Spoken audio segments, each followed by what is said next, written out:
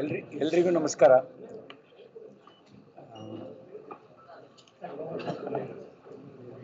ಆಧಾರವಿಲ್ಲದ ಮತ್ತು ಪೊಲೀಸ್ ಸ್ಟೇಷನ್ನ ಪರಿಧಿಗೆ ಬರದೇ ಇರತಕ್ಕಂಥ ಮೊಕದ್ದಮೆನಲ್ಲಿ ನನಗೆ ಯಾವುದೇ ನೋಟಿಸ್ ಕೊಡದೆ ಬಂಧಿಸಿ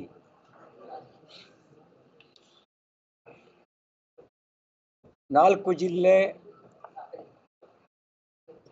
50ಕ್ಕೂ ಹೆಚ್ಚು ಗ್ರಾಮಗಳು ಈ ರೀತಿ ಅಲೆದಾಡಿಸಿ ಮಾನಸಿಕವಾಗಿ ಕುಗ್ಗಿಸುವಂತ ಪ್ರಯತ್ನವನ್ನ ಮತ್ತು ದೈಹಿಕವಾಗಿ ಹಲ್ಲೆ ಮಾಡುವಂತ ಕೆಲಸವನ್ನ ಕಾಂಗ್ರೆಸ್ ಸರ್ಕಾರ ಪೊಲೀಸ್ ಬಲವನ್ನು ಉಪಯೋಗಿಸಿಕೊಂಡು ಮಾಡಿತ್ತು.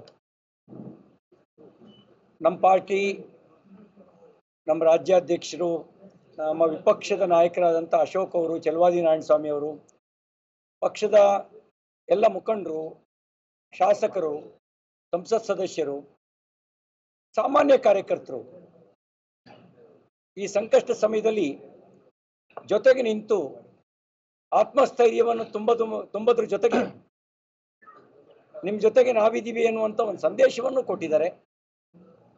ಅದಕ್ಕಾಗಿ ಅವರೆಲ್ಲರಿಗೆ ನಾನು ತಮ್ಮ ಮೂಲಕ ಹೃದಯಪೂರ್ವಕ ಧನ್ಯವಾದಗಳನ್ನು ಸಲ್ಲಿಸ್ತೇನೆ. ಜಡ್ಜ್ಮೆಂಟ್ನ ವಿಷಯಕ್ಕೆ ಒಂದೇ ಮಾತು ಹೇಳೋದು, ಸತ್ಯಮೇವ ಜಯತೆ ಅಂತ ಬೆಳಗಾಂನಲ್ಲಿ ಹೇಳಿದ್ದೆ. ಸತ್ಯಕ್ಕೆ ಜಯ ಸಿಗುತ್ತೆ ಅಂತ. ಸತ್ಯಕ್ಕೆ ಜಯ ಸಿಕ್ಕಿದೆ. ಇದರಿಂದ ಹಿಗ್ಗೋದಿಲ್ಲ. ಕಾಂಗ್ರೆಸ್ಸು ಪೊಲೀಸ್ ಬಲವನ್ನು ದುರ್ಬಳಕೆ ಮಾಡಿಕೊಂಡು ಕುಗ್ಸೋ ಪ್ರಯತ್ನ ಮಾಡಿದ್ರೆ ಅದು ಕುಗ್ಗೋದು ಇಲ್ಲ. ಅವ್ರಿಗೆ ಒಂದು ಮಾತು ಹೇಳಕ್ಕೆ ಬಯಸ್ತೇನೆ, ನೀವೀಗೇನು ನಿನ್ನೆ ಪ್ರಯೋಗ ಮಾಡಿದ್ರಿ ಅದನ್ನು 35 ವರ್ಷದಿಂದಲೇ ನಾವು ಅನುಭವಿಸಿದ್ದೀವಿ. ಆ ಅನುಭವಿಸಿಯೇ ಆ ಸಂಕಷ್ಟದಿಂದಲೇ ಹೋರಾಟ ಮಾಡ್ಕೊಂಡು ಗಟ್ಟಿಯಾಗಿದ್ದೀವಿ. ನೀವು ಕೊಡೋ ತೊಂದರೆ ಇನ್ನಷ್ಟು ಹೋರಾಟ ಮಾಡೋ ಶಕ್ತಿ ಕೊಡುತ್ತೆ.